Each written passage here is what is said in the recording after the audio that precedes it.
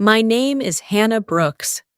I'm 33 years old, and until one rainy Thursday evening, I believed I had a happy marriage. My husband Ethan and I had been married for 7 years. We lived in a quiet neighborhood outside Seattle. Our house wasn't big or fancy, but it was filled with memories.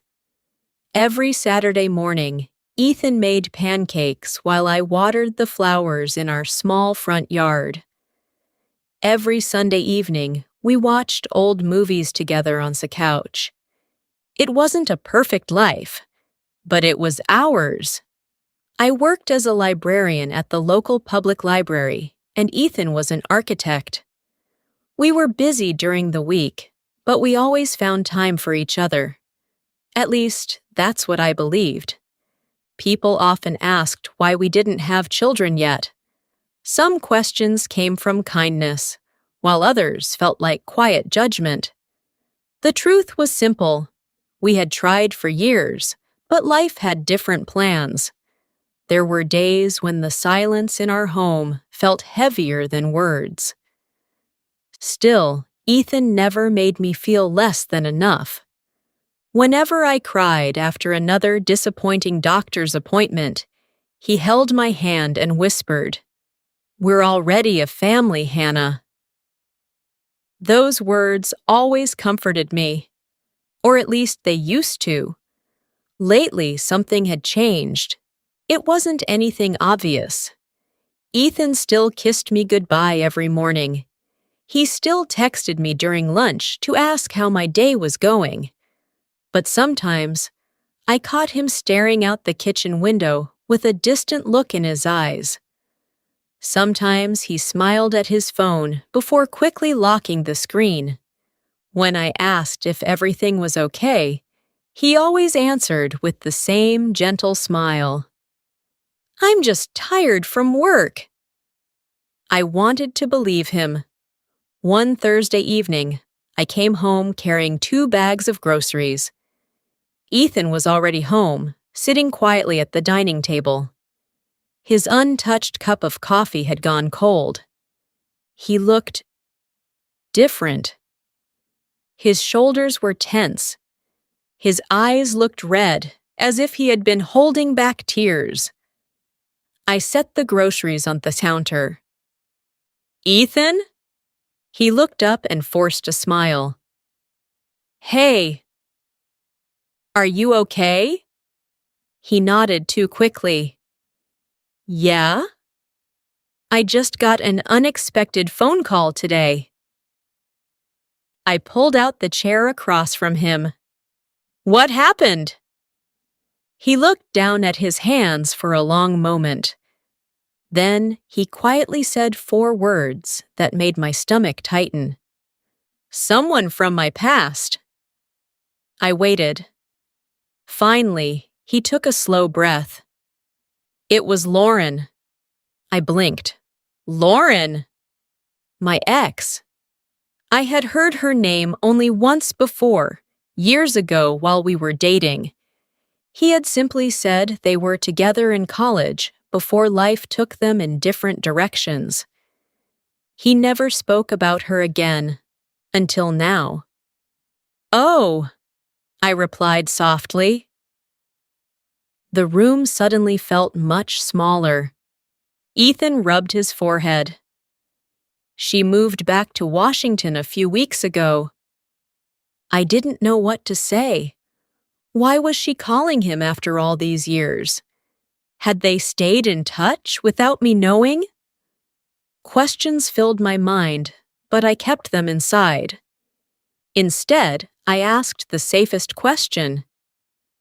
"Is everything okay?" He nodded slowly. "She's been having a difficult time." "What happened?" "Her marriage ended." I looked at him carefully. He sounded genuinely sad. Not guilty, just heartbroken for someone he once knew. "I feel bad for her," he admitted. I gave a small nod. "So do I." And I truly meant it. No one deserves to go through a painful divorce. I thought the conversation was over. I stood up to put away the groceries. Then Ethan quietly said something that made me freeze with a carton of milk still in my hands. "Hannah?" "Yes?" "I invited Lauren over for dinner this Saturday." For a second, I honestly thought I had heard him wrong. I slowly turned around. "You what?" "I invited her here." "Our house?" "Yes." I laughed nervously. It wasn't a happy laugh. It was the kind people make when they hope something is a joke. But Ethan wasn't smiling. He looked completely serious. "Why?" I whispered. He looked into my eyes with a mixture of sadness and determination. "Because years ago, Lauren helped me through the darkest time of my life." I frowned. "You never told me that." "I know." "Why now?" He looked down at the table. "Because I owe her more than you'll ever understand." Those words echoed inside my heart. I wanted to ask 100 questions. Instead, I simply stood there, unable to move. That night, neither of us slept much. Around midnight, I woke up and noticed Ethan wasn't beside me. I walked quietly downstairs. The living room light was on. Ethan sat alone on the couch, holding an old photo album. His fingers rested on one page for a long time. Before I could see the picture, he quickly closed the album. He looked startled. "I couldn't sleep," he said. "Neither could I." Saturday arrived faster than I wanted. At exactly 6 o'clock, our doorbell rang. My heart pounded as I walked toward the front door. I opened it slowly. Standing there was a beautiful woman with warm brown eyes and a homemade apple pie in her hands. She smiled politely. "Hi," she said. "You must be Hannah." Then she held out the pie. "My name is Lauren." I stepped aside and forced myself to smile. "Please, come in." Lauren thanked me politely before walking inside. She looked around our home with quiet admiration. "You have a beautiful place," she said. "Thank you," I replied. Ethan appeared from the kitchen the moment he heard her voice. For a second, neither of them spoke. Then Lauren smiled. "It's been a long time." Ethan nodded. "Too long." There wasn't anything romantic about the moment. No hug, no lingering touch. Just two people looking at each other, as if they had both traveled a very long road. Still, something inside me felt uneasy. I couldn't explain it. Maybe it was because they shared a history I knew almost nothing about. Maybe it was because I suddenly felt like a guest in my own home. We sat down for dinner. At first, the conversation was simple. Lauren complimented the spaghetti I had cooked. "This is delicious." I smiled politely. "I'm glad you like it." She told us about her new apartment and how difficult it had been to start over after her divorce. "I never imagined I'd be rebuilding my life at 35, she admitted with a quiet laugh.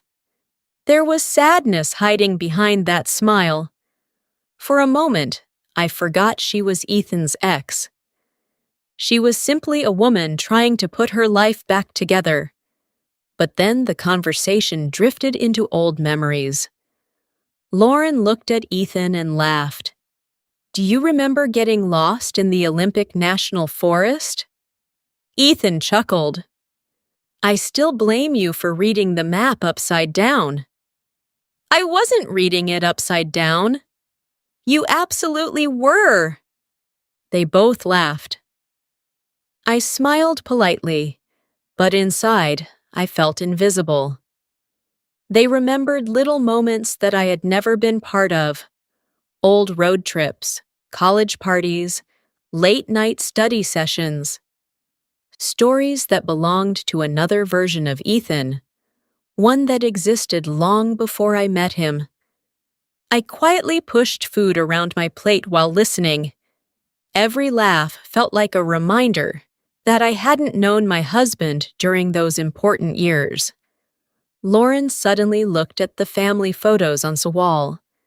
There was one from our wedding, another from our trip to Alaska, one of Ethan and me planting flowers in our yard. She smiled warmly. I'm happy for you. Ethan looked surprised. You are? She nodded. I always hoped you'd build a life like this. There was complete sincerity in her voice. No jealousy, no bitterness, just kindness. I wanted to believe it, yet something still didn't feel right. After dinner, I offered to wash the dishes. Lauren insisted on helping. As we stood side by side at the sink, she spoke softly. You have a wonderful husband. I glanced at her. I know. She smiled. He deserves someone who loves him the way you do. The words caught me off guard. For a second, I almost relaxed. Maybe I had judged her too quickly. Maybe she truly had moved on. Just then, Ethan walked into the kitchen carrying coffee. Lauren noticed something sitting on the bookshelf in the living room. Her expression changed. You still have it? The room became completely silent. Ethan froze. He didn't finish the sentence. I looked from one face to the other. Still have what? Lauren immediately looked uncomfortable. I'm sorry. I shouldn't have said anything. Ethan quickly changed the subject. Who wants dessert? His smile looked forced. Nobody answered. A strange silence settled over the room. A few minutes later, Lauren thanked us for dinner and prepared to leave. Before stepping outside, she turned toward me. It was really nice meeting you, Hannah. You too, I replied honestly. Then she looked at Ethan. Take care. You too. She walked toward her car and drove away. Neither Ethan nor I spoke as I closed the front door. The silence felt heavier than before. Finally, Ethan carried the empty coffee cups into the kitchen. I'll clean up. I nodded. Okay. But my mind couldn't stop replaying Lauren's question. You still have it? What was she talking about? Later that night, Ethan went upstairs to shower. While folding blankets in the living room, I noticed the bookshelf. Something caught my attention. A small wooden box sat behind a stack of books. I had never seen it before. Curious, I carefully picked it up. It was smooth and old, with tiny flowers carved into the lid. When I opened it, soft music began to play. Inside was a faded photograph. A much younger Ethan stood beside Lauren. They were smiling at each other beneath bright autumn trees. Under the picture rested a silver key attached to a blue ribbon. Before I could look any closer, I heard footsteps behind me. Hannah! I turned around. Ethan stood at the bottom of the stairs. His face had gone pale. He wasn't angry. He looked frightened. I held up the wooden box with trembling hands. What is this?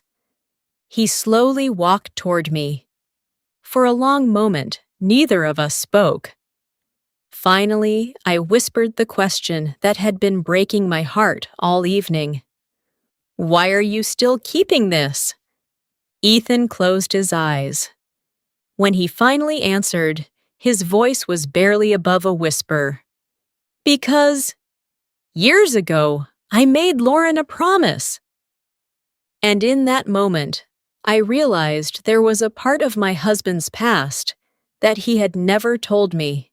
I stared at Ethan, still holding the little wooden box in my hands. "A promise?"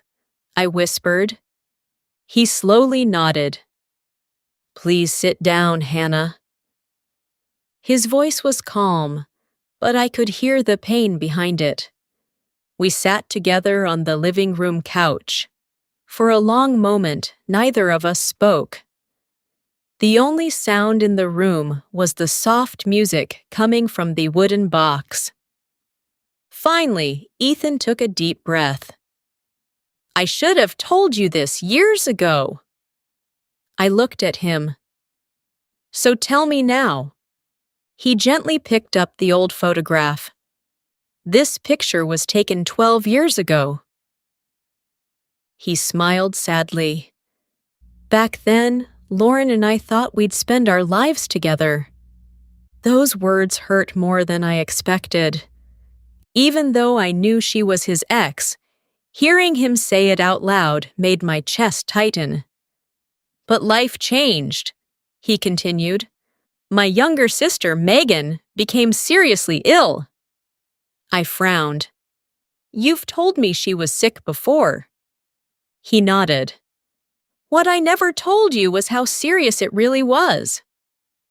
His eyes filled with tears. "Megan needed a bone marrow transplant. Without one, the doctors said she probably wouldn't survive." I reached for his hand. "I'm so sorry." He squeezed my fingers. "Our family searched everywhere. We tested every relative. None of us matched." He looked down at the photograph again. "Then Lauren asked to be tested." I blinked. "She wasn't family." "I know." "And yet, she was a perfect match." I couldn't speak. Ethan continued quietly. "She donated her bone marrow without asking for anything in return." I felt tears gathering in my own eyes. "The surgery wasn't easy," he said. "She missed weeks of work. She was in pain for a long time." He swallowed hard. "But because of her, Megan survived." The room fell silent. Everything I had imagined about Lauren suddenly began to disappear. She wasn't the woman trying to steal my husband. She was the woman who had helped save his sister's life. "I told her I could never repay her," Ethan continued, "but she asked me for only one thing." He looked at the silver key inside the wooden box. She said, "If I ever truly need a friend someday, promise you won't pretend you don't know me." I slowly closed the lid. "So, that's your promise?" He nodded. "Yes." I finally understood why he had invited her to dinner. Not because he still loved her, because he refused to forget someone who had once sacrificed so much for his family. "But why didn't you tell me before?" I asked. Ethan sighed. "Because after Lauren and I broke up, we both moved on. There was no betrayal, no big fight. We simply wanted different futures." He looked into my eyes. "Then I met you." A small smile appeared on his face. "You became my future." Tears rolled down my cheeks. I was afraid. "Afraid of what?" "Afraid you'd think I still loved her." I shook my head slowly. I didn't know what to think. I know. I'm sorry I kept this part of my life hidden. The next afternoon, my phone rang. It was Lauren. Her voice sounded gentle.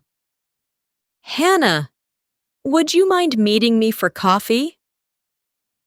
I hesitated. Then I agreed. We met at a small cafe near the waterfront. For a few minutes, we talked about ordinary things. Then, Lauren looked at me with kind eyes. I owe you an apology. I looked surprised. For what? For walking into your home and bringing back memories you were never part of. I smiled sadly.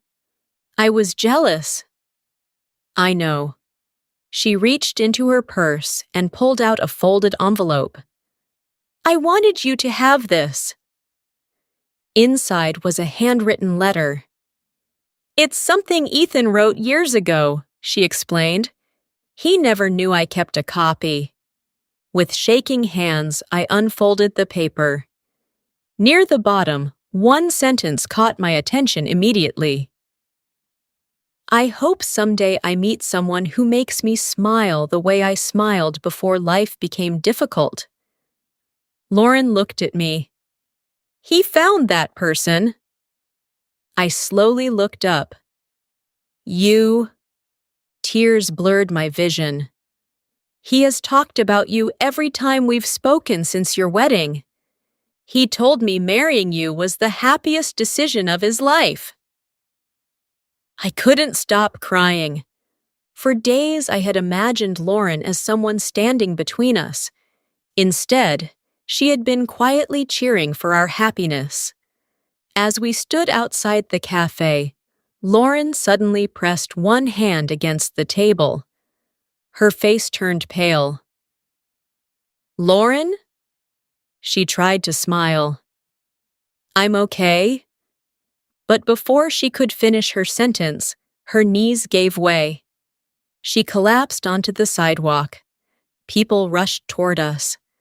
I grabbed my phone with trembling hands and called Ethan. When he answered, I could barely speak. Ethan! Lauren just collapsed. There was silence on the other end. Then I heard him whisper one frightened sentence. Oh no, it's happening again. The ambulance arrived within minutes. I held Lauren's hand while we waited.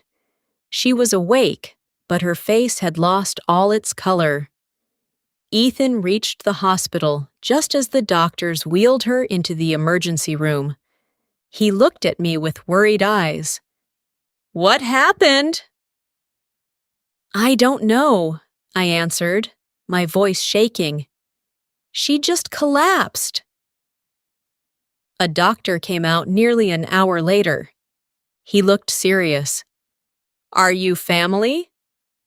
Ethan shook his head. No, but she's a close friend. The doctor nodded. She has been fighting cancer. I felt my heart stop. Cancer, I whispered. The doctor explained that Lauren had been diagnosed almost a year earlier. She had gone through months of treatment, but recently the disease had returned. The stress of the divorce and moving back to Washington had made everything even harder.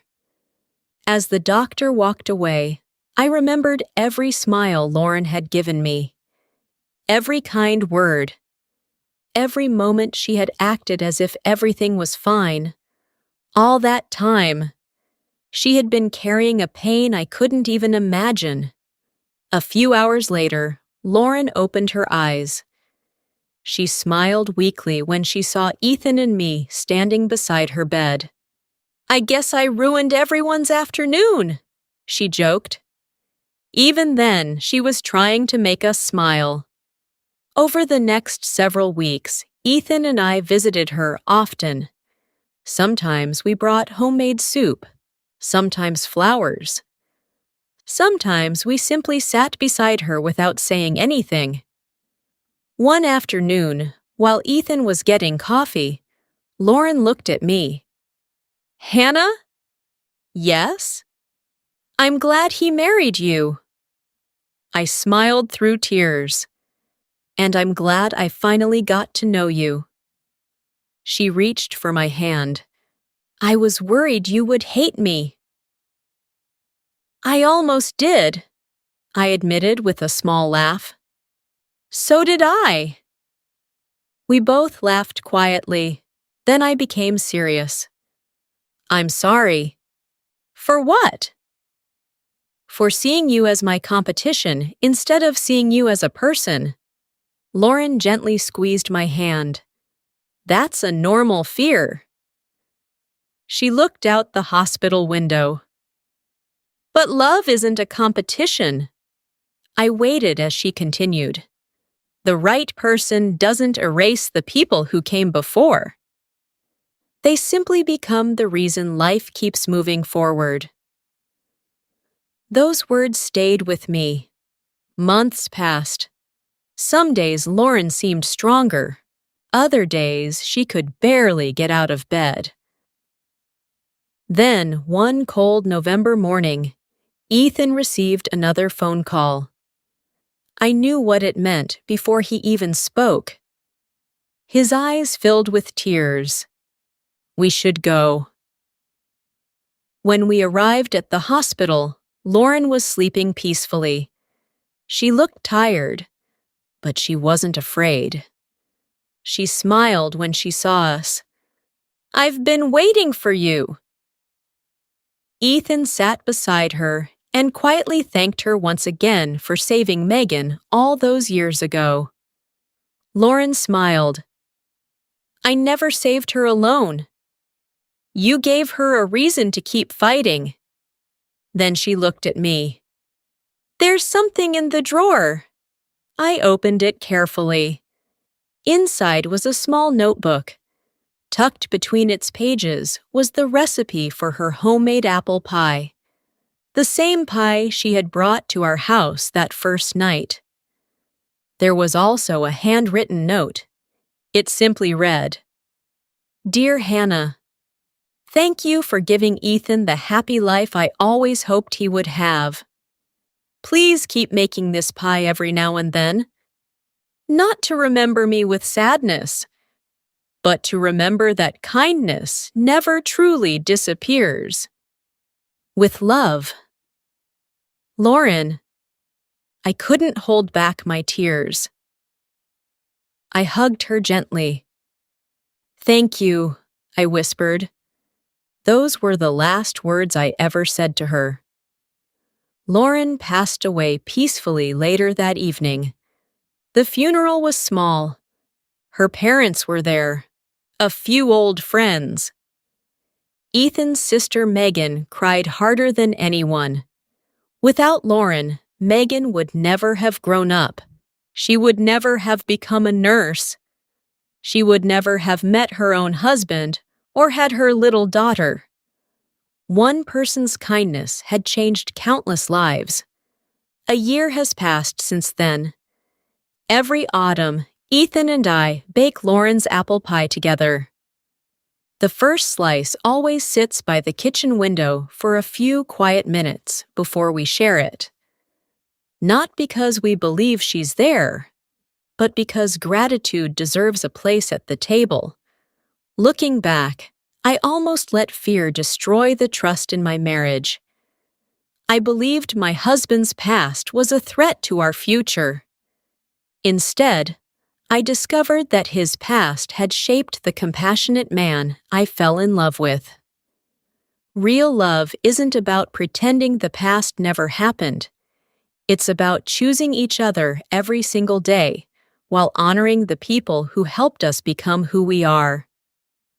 My husband invited his ex to dinner. At first, I thought I was losing him. Instead, I gained a friend, learned the true meaning of trust, and discovered that the greatest acts of love are often the ones that ask for nothing in return. And every time the sweet smell of apple pie fills our home, I remember Lauren, not as my husband's ex, but as one of the kindest people I have ever known.